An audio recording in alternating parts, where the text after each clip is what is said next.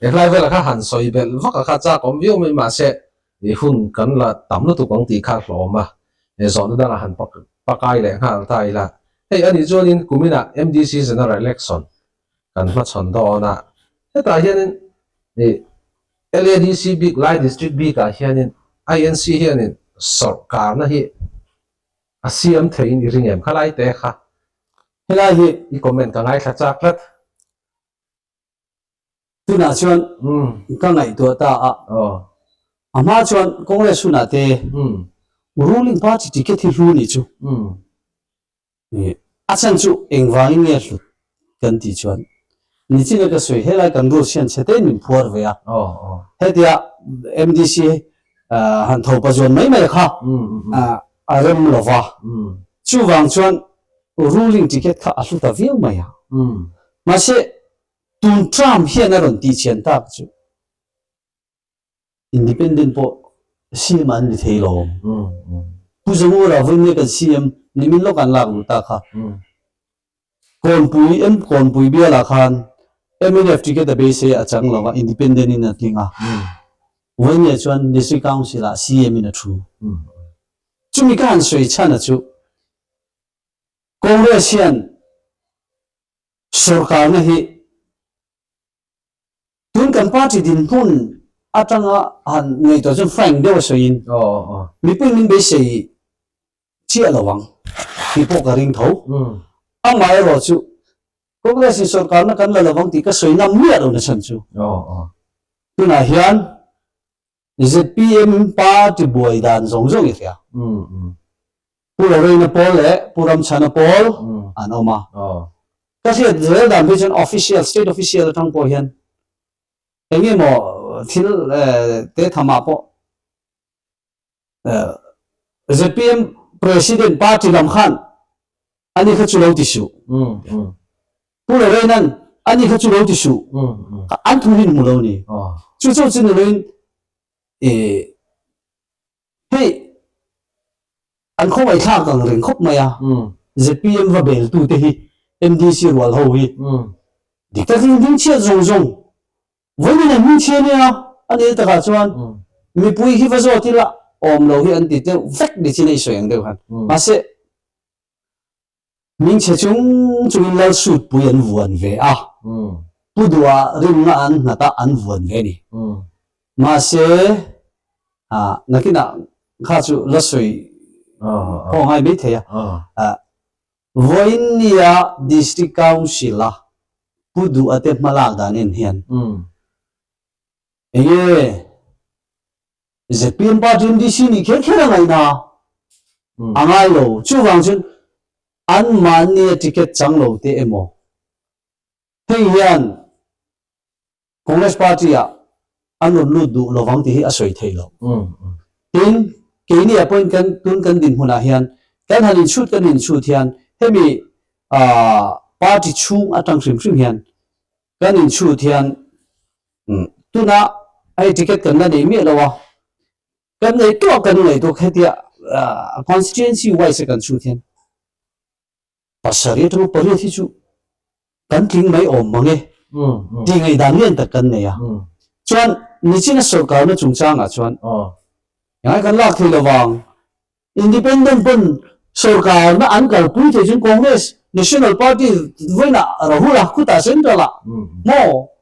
tên al chou mi ka mi pu nen mu mai lo tin ni chine ka soeng khan congress party hian mi an ha dam kat tin other le chuan ke ni chuan congress party chuan council kan kai hruai na konga po ti tak zetin kan kai hruai congress party sarkar hun chunga hian hetiang ang problem hi aum lo kan ti chuan kan soi mai the ama ero chu chút tiền ăn để chiếm hết sức này cần người lớn lâu cái này chứ bằng chuan mi bùi hiền congress party he arin na anh hạt châu khóc mày em tìm cái mối tu tên candidate tu tên anh sẽ tăng candidate sẽ tăng lên chỉ là vàng hiền thì hắn soi bông bông ai he ahar sẽ dewa mình hù đàn chung cần din mình hù chỉ mấy thế MDC bạc châu này miền thì mấy thế amai rồi chứ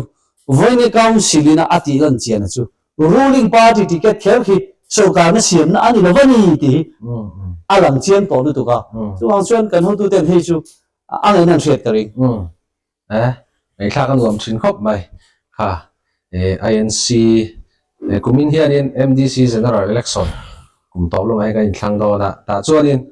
INC din hun tur te po kha aron soi deuh thu ka mi pasari emo pariat borvel mo kha in bai se ya eng po chu ni ta se huni na la hril tura te po ngai tai la khai chu cái đi cái này chưa có soi thấy đâu soi thai chia lo ta rin thu vel mai mai khan ta ani chu nin LADCB ka hian long lai district B ka hian INC le MNF tun ma chuanin ui le ke lang vel khai ni ta in hngir ko reng ta ne ma se tun nu hianin ZPM political party ron lan hu hianin in kom ngai thar thlat maya lai district B ka hianin press release te po kha voi kha chu join te po nin ron ni ya alai vela in relate dana kha na kha chak me chuanin zona pahni ni ta se MDC election a hianin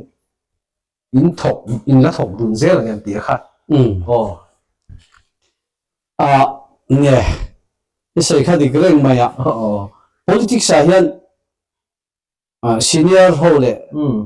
upa hiện anh soi china chuyện luôn ông thấy đâu mail mà luôn ông thấy đâu anh tia politics à chuan đâu anh thu mua anh party po nữa sẽ anh thu rual với cái gần đâu anh thu mua na chứ anh gần thu rual là đi đó chứ nó à tôi rồi sợi tay là chứ bằng chuan gần đâu anh thu mua na vài gần thu rual chuan adot le chuan he election local tura hian kan thok tlang zel don em ti hi chu MNF lam hian thotlan pui hi chumian chak khop maya congress hi kan ho tu te hian in an la ngai tua fel fai chi alawa amaro chu nichina ka soyan ring deu khan bial thin khat chen a chuan ruling party han beinan te chuan ti mai te ang tlang devin thu zep tur kha om lova kan do kha ZPM ve ve nya chu wang chuan in bial chen a hi chuan chen khata te chuan thotlan theina chen kan nei in ka ringa amai ro chu es congress ang kan din ve na tura chuan free zone kan puan ve angai ka ring until nan congress in candidate chata kan nei ve theina tur biala MNF ring ong uti mo vanya MNF ho hianin tuna existing zong hi kan biala hin kan ding thap anga min puyula aba khin ang nin nei ru tingot se kha theilo heta kan chen te kan ho tu ten khoina bial mo khan lo en ve MNF em omna bial po ni thei chu wang chuan khanga kha chuan han thotlan tak tak chu a theilo wanga mar chu anol pu hi chuan kan thoklang lo wang ti hi han soingo thei ni lawa engma soi ho na esa MNF le congress join cha soi ho na kan na nei lo awangin kan thoklang ang tlang lo wang ti kha zani na chuan han soi to chu hara ma se MNF chu min thopui chang riu chung ria ani tak chu nia INC le MNF hi china kha kan soi zoi to ma in lai district B ga hi chu ui le ke lang vel kha aina in ngir mau char char thina ZPM an ron langa tu nu a hian INC le MNF hi thian tha angin an lakal dun ri dewa ti chuanin INC hi local politics kan tiang chi game thiam mai hian nia a fin fia na ta nei kan LADC boru kan tharaka INC tangin MDC pakhat che kha nei chung si khanin CM din huna kha INC MDC khanin alua thei thlat lai hi an game kha asanga ni INC hi so wa choni kumin MDC election a po hianin engel kheng le don kha hriat thei mi lo ni so han choni china putlong lo soyang khanin mi pasari emo pariat emo po tling ta se sarkar na siam tu hianin thil kheng thei lo kang ngai hi a khen thei na lai tam tak hi om ve tla ni chuanin a top lampang kan thei don tonga nghe thì tôi sang te po kan in nei in ka ringa hey sang ni som panga khan MDC du tlang sau tang khanin vote zariat le som panga borvel khai boy ting som ta le som takin ti chuanin hun han kala sang ni som nia china video tira intro kan so yang khan van voi pola pulau thom liana MNF ka vote zasari le som panga ka muta nang vote zara le tlem kai muta ta khani kumin MDC election a hian bial ngai hi ilamel deu don nge nia bial thara hen kumin chu kan son ve tia kala ve la kha min han soi sab don em ne nè bial son lo hi hey kan van nei atila kan phulawin tin ANC hi kan tun din huna isina soyang khan kan party din hun chu in movek maya thian te le mi then khat hi chuan chumi biala chuan ta lo ding ro min ti tok te po hin om ve a amaro chu a boy thang na chen hi om ve a helai hian ne then khatin ai son do na lom min tia ma se ke son don no hi chu kan hu tu ten helai bia la hin ding le me ro min ti ni chon kan ding le mai nga helam zo ka hian ding la tha zo ka nga min ti ni chon kan ding mai tu la kan kin su party mi kan nia khoya po ni sela kan party mol pho na phu tu chuan ho tu te thu ang khan kan kal mai ang chu ti hi ke ka ngai dan len ta ka nia a le lama chuan tin han tin hela hian ke sonang han ti te thong te po kha tu de tan chu na ma du min ka ria hey election te han nai so zel sela ta chuan ho tu te ngai tu nga chumi hona chuna dik reng mi bela hian ding mai ro mi ten ti ri chuan kan ho tu den than ti dan ka pa chu bi kan ne kin kan kal dan tur khani main ka ria ani tam chu lama chuan nè ha zo na kan zo na chan te ka chu soi om chan deu to utlom lo ka chu biela son don ti reng ta ka soi mi puya ale chou chan de wa nè dik reng helai a po hian mo hey bol pui sa hian khila ya khian din te chu ril ru te chuan kan han tin zon ve zep thu om chuang lo wa amar chu kha kan final lo thei khani chuang lo wa khala ya khan kan ho tu te na la hi chun ding lo me ro min ti ni le thu dang ni se la tun tum hi chu ol me ro min ti ni le mi dan an ding ve nga kha hebi abial son din le din lo chu chang chon kan hu tu te thoi nga tui khop du na chu ril ru chon wa focus chu nei ve tho mai la mo kha chu kan hu tu te thu ni sing heti an ngai to chuan bol pui hi kan pian ne te lo ni ve a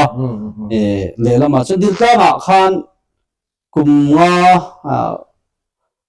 manga ken kol chung khan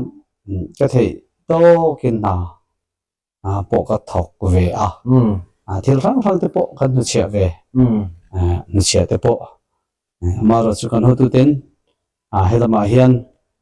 bol pui lama hian tharenge anti pon bol puya ding ma yang ani thak chu le top lam pang kan thei don to nga mai thak an nuam khop maya politician te hi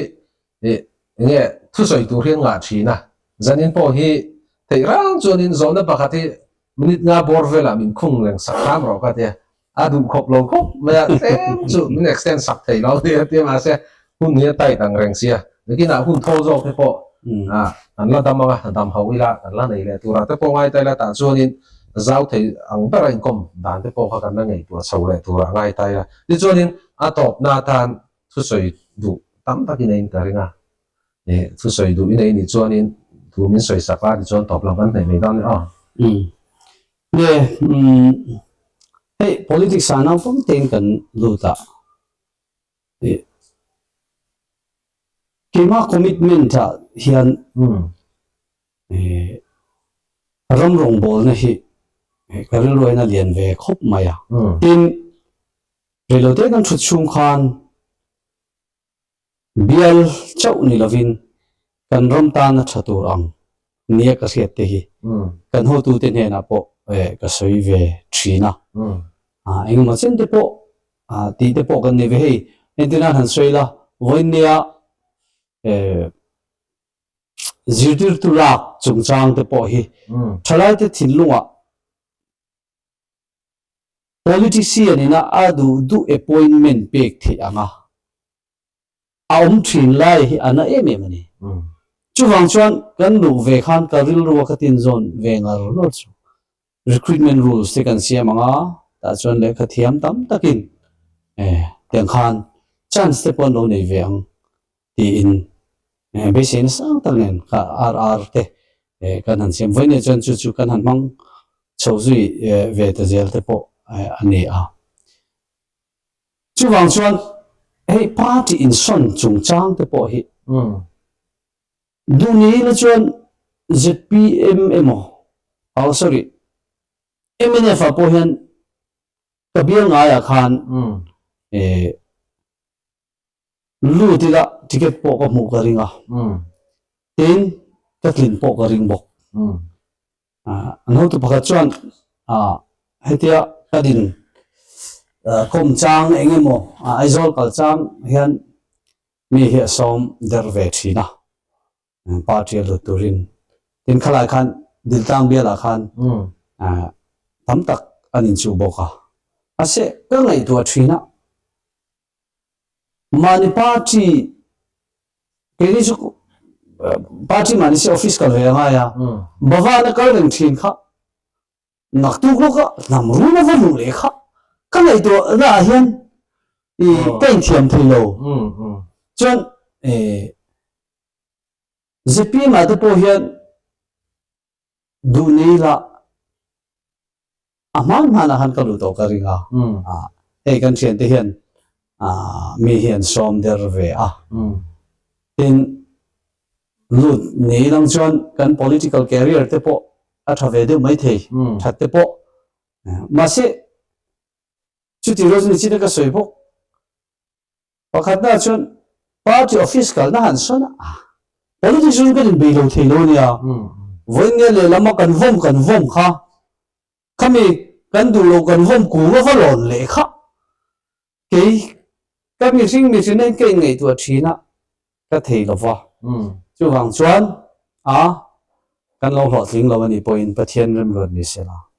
ruling candidate zo zo an ti vek big chong lo tak taka chuan chu wang chuan pathian in rem ti ni chuan kan tling ve le mayang party chin son lo teng ti ka ngai da ni chu wang chuan hey kumin tram hi an son na se me ma hi bullshit ti ka du ke chuan mitin hi voi khat MDC ticket kan munan te chuan when hian MDC kan ilo tuna hian ruling party hian milo somta se ain tirnan ticket po kan peng che hela hian chance ine itlingeng chutin jumin somta se for example kavakal ani chuan kavakal ni tamai se kin nuwa amin zaru not zuana kal hi kan ram politics a thang ta nan du to lo kan sui moi mai ni chu wang chuan hetiang hi re se ti hi ka du kan thin na party net ta ke long chini la amai ro chu ram le nam awanga politics lut kan dia chu issue ai ro chuan inge congress kan ni ren kha atul lo mai the BJP ni ren atul lo mai the chung zo ma se mani personal interest ringot ta tin le lo hlau wanga entinan kan nam issue lian tak anga chuan chu thu dang de khang kha chu te ni si lo tram ne ticket ka mu lo palang ruling ka din lo chung ka tling lo kha tiang kha chu bo se ti ka do he thalai de po hian nasa takin do wi la ka ti tin nang ni chu he media la ma ten nang ni de po heng ang hi ingen ngai dan ti hi kan politician te hianin chiang le zuala politician te hian an hriat theina turin mi pui ngai dan te pui la thinu la tha khopin ka ria choi dot le chuan hei atop na lam kha ni deuh boxia kan soi du chu venia hian ZPM MDC te hian khong ai thak ta tia ni chi na council issue kan soya khan pulal du oma hian le Aizol ZPM hian Lai District Council ZPM hi enga ma an ngai in ka relo an ngai lo ni tin an ma ni ne na zak chung chunga lal sut pui va vuan ve te hi an mong an lum nan sak ni bela ka ngai ni ma chuan chu a chan chu ka relo wa chu mi kan soi du na chu ngai to la ZPM CEM thut lai in BJP CEM appointment chuak thei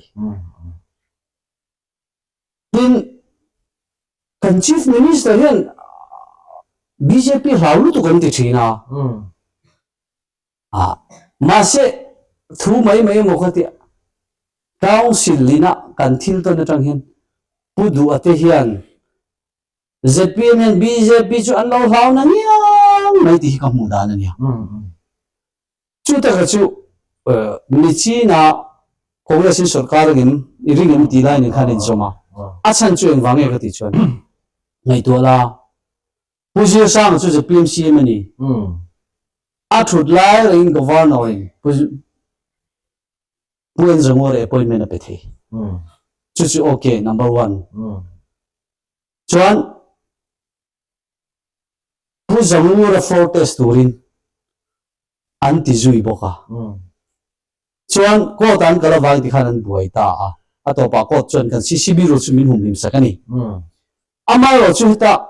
za thak chu ZPM MDC ti an mut bunai nan zak ve veng ka ringa a chen chu wa nge kan ti chuan ni china ka soi mun bo anem an soi dan chuan pu soi vunga hi DCNMA minister ania DCNMA kha lo chuak hi minister dokan paltang lo na chuak thei chu congress a thing ngai lo in wange kan ti chuan DCNMA hi district council and minority affairs dinia governor chu governor ni mai governor instruction pe DCNMA secretary dikhan instruction pe te DCNMA minister chuan sensitive case serious ajan chief minister do khan hi apal tang zel ma se makdeu chu khati ang le khalo chuak kha an minister te nang khlo thei tin hey puzamur appointment alo chuak le a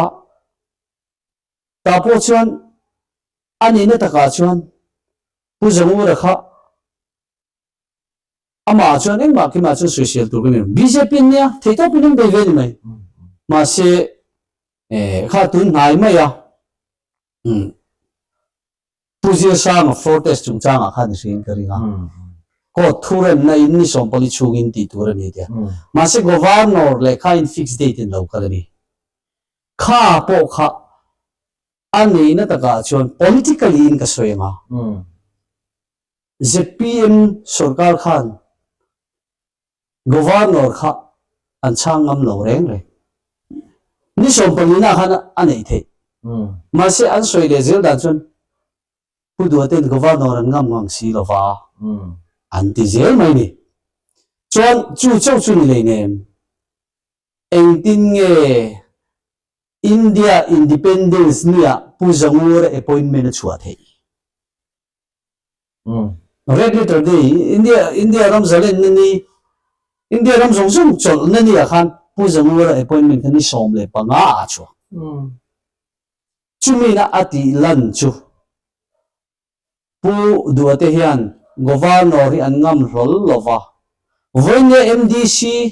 an mani sut puilo von tu te an du lowa fresh blood antia anni hi MDC ticket an pele don lo ni point politics a chuan voinia ZPM ta na thei to ba be MDC ni tumte angai to chuang lo atak taka chon tuna hian sarkar nei klong taka puzungwalan he kalpui tura ngai ta la ZPM en khoyang nge hlong nan ne teulo MNF som pakhat MNF sarkar che hilok tur ni BJP chu pani le kan ya lok tak tak non chong lo pasi khatian kha angai to lam lo BJP pani le ka alaw lu tu an law lu tu ka when ne chen kan council po kan buai fai zo khati hian ZPM MDC te tu na hian acha inan chap ni bel ring ka sia kha voi na po protest ten chairman le deputy chairman an banga loren rang na ro protest chairman po hi ka ro ron chuak le ha lang chuak to tu na kha ti khan ani lenga chu wang chu ZPM tan hian Lai district ZPM tan hian ZPM party hian thamon na turom lo pulo reinan putmuan thanga sarkar tlang na turin thei to piname voin ne chuan ZPM headquarters in an MLA Dr. Rogei na mong po an hlim te ni ti an usai lo mai thei ma se an hlim tel tat chu chu eng wang nge voin ne hian lo rei na wangin mitam tak ZPM MDC voin ne MDC te hi MLA fatanga kalan ni ma se voina chuan puduaten BJP an lau an ti he tak tak din yang chu governor in do in district council hi ti hian miron chokani ani ni taka chu chu chu ati tur ni lo an party advantage satan khan governor kha file point kar kha chu du se an chang the lo khang kha the ma se an lam ngang lo wa chu wang chuan ni china ka han soi atop nalam kan soi du chu hey Lai district hian ZPM candidate li ngai lo a hlut na pakhat ma to lo vonen ZPM in sarkar na in khana hin lo siam le pon udu ten BJP law le don tho kati ni chon hoi mobe chu kan ma man tin ni ZPM ticket angai reng lo a ting khati khan an mai don to ma de chon ruling ticket te chu hlu ma se tu na chon udu ten hey ZPM party hian lairama ZPM party ticket anti hlulo zo veka BJP lo je mi pui nan mu to tuna hian ZPM party ticket pui ron ting ta se BJP panen tin chon BJP le be de thian te ga chuak le thowanga atopa tingina aum chong lo chuwang chon kangram mi pui te po hian kan hriat chen tan tha chu eng party nge kanram tan hetia soi ho le nga hian council hian Congress party nai thok thaber Holland min du sakber an ti thin chu omna jirani wonne hian kan thiate ZPM omho poi Congress ni la traffic law ma se ZPM on man boy vek to en poni se wonne hian in lo kala min lo kom lo mum de maya ZPM party chau hitlin na ani big lova tuna phechuan ZPM MDC ho hi ZPM an lu thi anin chir moi inkaring anni he delay vendu atak taka chon November la in thana ne meidon September ACC in naktu ka draft roll MDC draft roll chodon September ni somthum ba final roll chodon chu an thevering khati ni chon election are and final roll om to publicity to chon election notification cho zui de ti je chu an thevering helai ZPM MDC te hen delay ve theta sarkar phong aizol an von ve boka an be se ma se an puten governor an ngam rol lova an soi de zel dam phechon BJP an secretary pakhat jigop bo hi lai takan ni to an tia chumi inzom che chu nyang kha MP te po India tel le ton te chu mang chuan kan ro ma hian ZPM hian an soi ang ani lo puduan sangni somni pathuma soi duma kan OMM ma si pudua vekin kan council pumona sarkar po min phetluk sak ni in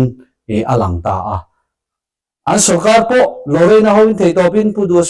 pumon thang sarkar an nam po ma se voinia sarkara